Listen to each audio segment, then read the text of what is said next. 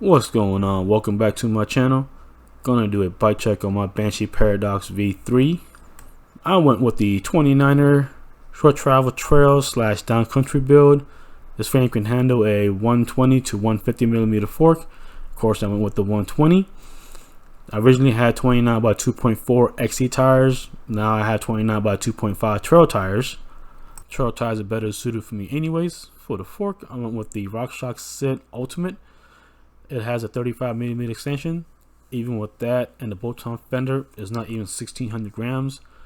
As a damper, it has a Charger race day damper. It's pretty much set it and forget it. It's open and close, the air set to sag and rebound, and you're good to go.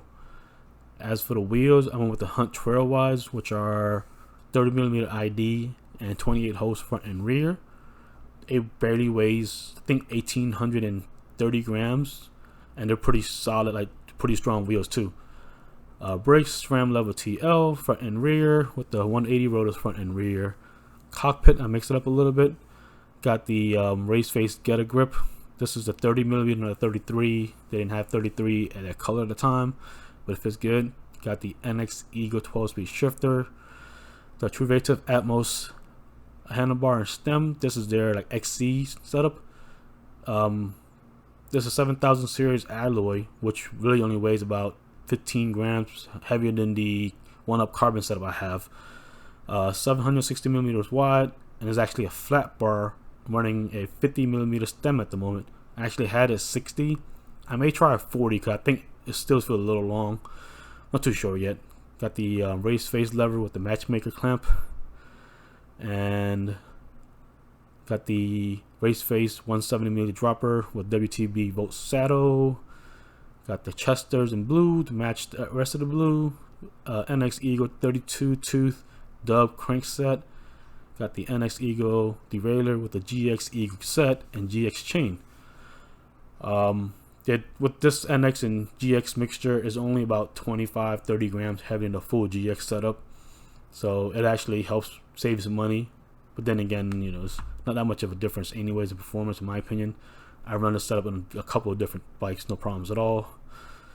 Tires are the 29 by 2.5. For the front is the Minion DHF 3C Max Terror. The rear is the Aggressor, the dual compound.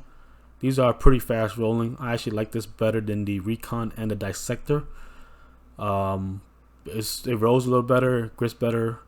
And frame protection, I went with the Ride Wrap. I believe it's the Essential Kit, which covers like 30%. It does this top tube, down tube, seat tube, the seat stay. They come with the chain stay also, but that's what I use for the seat tube.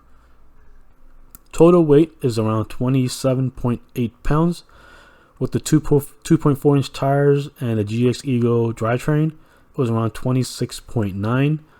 The amount of grip and corner ability you get is definitely worth the added weight. I have no problem with this setup, wheels and tire wise. I like it so much better than the other one.